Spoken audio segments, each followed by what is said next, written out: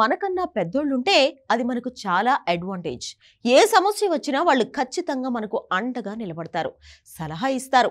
కానీ పవన్ కళ్యాణ్కి మాత్రం నాగబాబు పెద్ద గుదిబండగా తయారయ్యాడు. Babu frustration, over action Chiranjeevi Pawan కళ్యాణ్కు నిత్యం ఏదో ఒక సంక్షోభం సృష్టిస్తూనే ఉంది.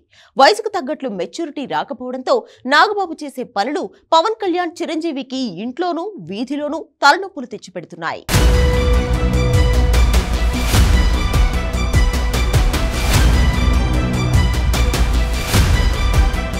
అల్లు అర్జున్ నాగబాబు మధ్య జరుగుతున్న కోల్డ్ వార్ మెగా కుటుంబానికి జనసేన పార్టీకి కొత్త తలనొప్పి తెచ్చింది. అల్లు అర్జున్ పవన్ కళ్యాణ్ మధ్య క్లోజ్ రిలేషన్స్ పెద్దగా ఏం లేవు. అలాగే అల్లు అర్జున్ కూడా మెగా ఫ్యామిలీకి కాస్త దూరంగా ఉంటూ ఆ నీడ నుంచి బయటపడే ప్రయత్నం చేస్తున్నాడు. సొంత బ్రాండ్ క్రియేట్ చేసుకునే పనిలో ఉన్నాడు. కళ్యాణ్తో అయితే అంటీ ముట్టనట్టుగానే ఉంటాడు.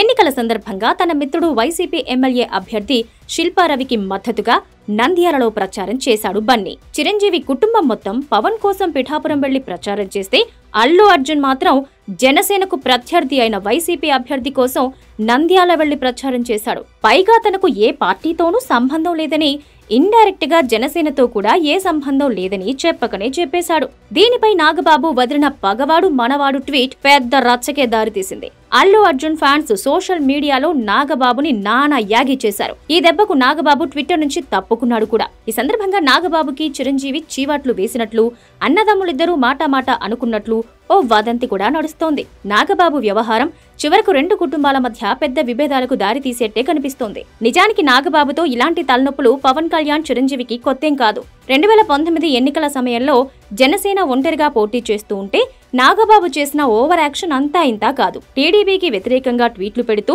సైకిల్ షెడ్ కి వచ్చేసిందని చెప్తూ సైకిల్ కి అన్ని పార్ట్లు ఊడిపోయాయని సెటైర్లు వేస్తూ తన అతి తెలివిని బయట పెట్టుకుంటూ ఉండేవాడు. పవన్ చాలా సంయమనంతో ఉంటాడు. ఇక చిరంజీవి గురించి అయితే చెప్పక్కర్లేదు.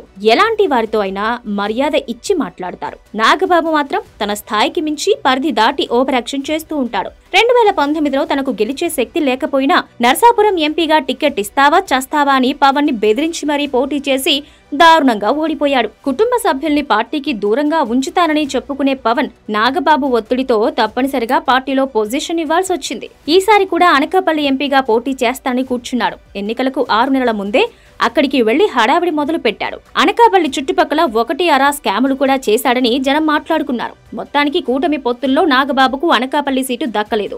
2019లో చంద్రబాబుని, టీడీపీని నానా తిట్లు తిట్టిన నాగబాబు 2024 వచ్చేటప్పుడు వైసీపీని, జగన్ ని తిట్టడం మొదలెట్టాడు. అభిప్రాయాలు ఆయన మార్చుకున్నంత ఈజీగా జనం మార్చుకోవాలి కదా. నాగబాబు కంఠశోషం మామూలుగా ఉండదు. చిరంజీవి చాలా అమాయకుడని, పవన్ ఇంకా అమాయకుడని, అందరూ వాళ్ళిద్దరిని మోసం చేస్తున్నారని నిత్యం తన ఇంటర్వ్యూలో, ట్వీట్లలో వాపోతూ ఉంటాడు. తన కుటుంబం జనాల కోసం చాలా త్యాగాలు చేసినట్టుగా బిల్డప్ ఇస్తూ ఉంటాడు. ఇక జనంలోకొస్తే నాగబాబు చేసే ఓవర్ యాక్షన్ అంతా ఇంతా కాదు. చిరంజీవి ప్రజారాజ్యం పెట్టినా, పవన్ కళ్యాణ్ జనసేన పెట్టినా అది అధికారం కోసమే. ఆ విషయం నాగబాబు మర్చిపోయి చాలా ఎక్కువ మాట్లాడేస్తూ ఉంటాడు. తమ కుటుంబమంతా జనం కోసం చాలా త్యాగాలు చేసినట్టుగా చెప్పుకుంటాడు. అప్పుడప్పుడు కార్యకర్తల మీద, మెగా ఫ్యాన్స్ మీద విరుచుకుపడుతూ ఉంటాడు. నాగబాబు పుణ్యమా అని మెగా ఫ్యామిలీ వారానికో కొత్త వివాదం ఎదుర్కొంటోంది.